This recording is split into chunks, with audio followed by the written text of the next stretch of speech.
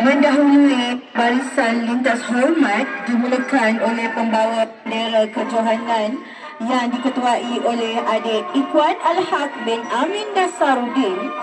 Untuk makluman, pembawa bendera kejohanan terdiri daripada adik Firash Mikael bin Sukimi, adik Muhammad Razik Zafran bin Muhammad Ridwan, adik Putra Kenzo bin Nur Khairul dan adik Putra Haziq Daniel bin Aziz.